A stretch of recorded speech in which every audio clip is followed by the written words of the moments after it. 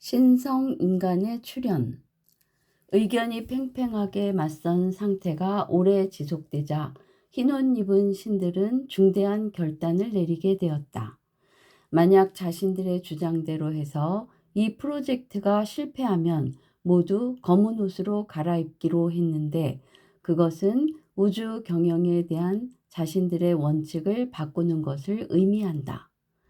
이것은 한편으로는 당연한 결론이기도 했다. 신들의 세계에서 행위규범은 정확히 두 단어로 표현되기 때문이다. 선택과 책임. 선택은 자유다. 다만 결과에 대해 책임져라. 이것이 규칙이었다.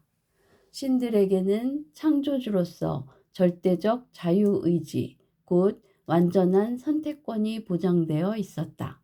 다만 자신의 선택에 대해 책임을 진다는 전제 하에서, 만약 실패하면 우주 경영의 기본 노선을 바꾸겠다는 제의에 검은 옷의 신들도 만족했고 만장일치로 합의가 이루어졌다.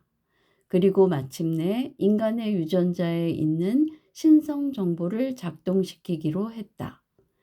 이 정보를 작동시키기 위해서 사용한 수단은 일종의 바이러스였다.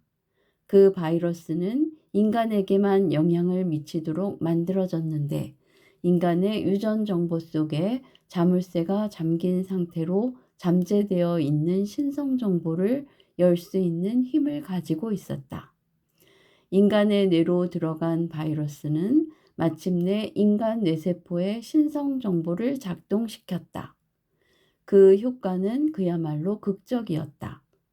인간의 뇌는 마치 이스트를 넣은 빵처럼 급속하게 자라났고, 기능도 하루가 다르게 발달하여 지극히 짧은 기간 동안에 지구 전체를 지배할 만큼 지성이 성장했다. 성장 속도가 얼마나 빠른지 진행 과정을 지켜보던 모든 신들이 놀랄 정도였다. 인간이 신성을 발현해 가는 중에 흰옷 입은 신들과 검은 옷 입은 신들은 자신들의 평소 입장에 따라 인류 의식의 변화에 영향을 주었다.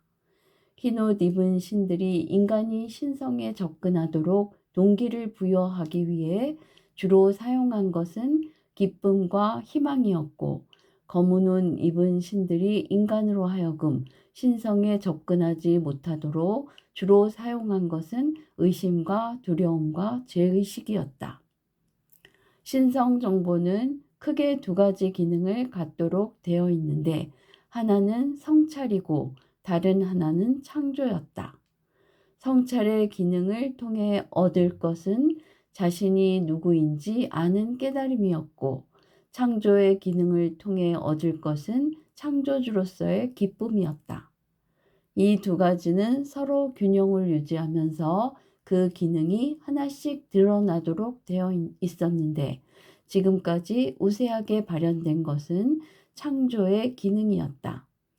성찰의 기능이 충분히 균형 있게 발현되지 못하여 창조이긴 하되 스스로가 무엇을 하는지 모르는 무의식적이고 무책임한 창조가 인류의 전형적인 창조 패턴이었다.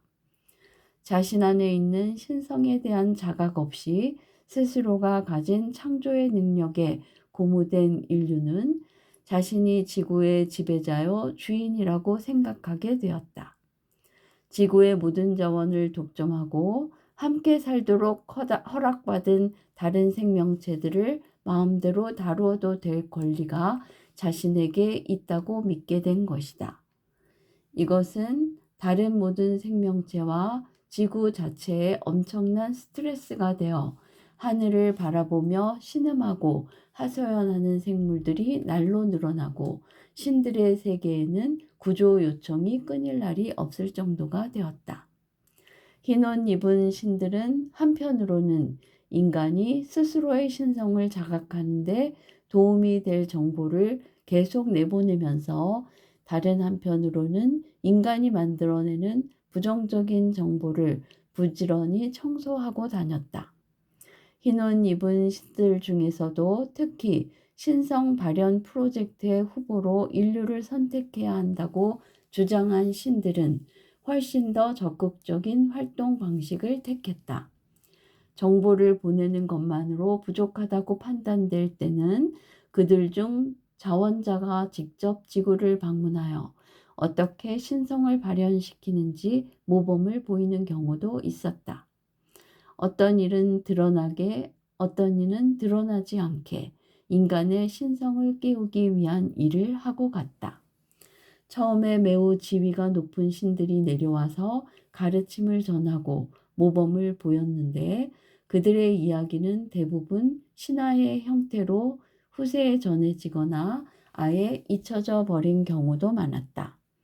그 중에는 스스로 인간을 배우자로 택해 자녀를 낳고 교육을 통해 자녀의 신성을 완전히 발현시켜 같은 공동체 내의 모든 구성원들이 그 모범을 따르도록 함으로써 깨달음이 공동체 내에서 하나의 상식이 되고 보편적인 문화가 되도록 한 경우도 있었다.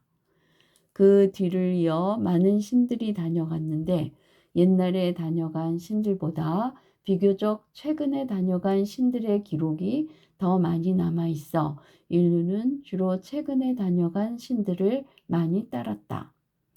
인류를 가르치기 위해 온 신들은 각각 자기 나름의 방식으로 가르침을 펼지만 공통의 메시지는 자신 속의 신성을 발견하라는 것이었다. 하지만 인류는 정작 신성을 실현하는 삶의 모범을 따르기보다는 가르침을 곡해하고 종교화하고 맹목적으로 숭배하는 경우가 대부분이었다. 흰 옷 입은 신들 중 자원자가 내려와 신성을 깨우려는 시도가 여러 차례 있었지만 특히 후세로 갈수록 결과는 그다지 성공적이지 못했다. 아주 가끔씩 신성의 초보적인 자각에 이르는 예가 있기도 했지만 인류의 평균적인 수준은 신성으로부터 아직 먼 거리에 있었다.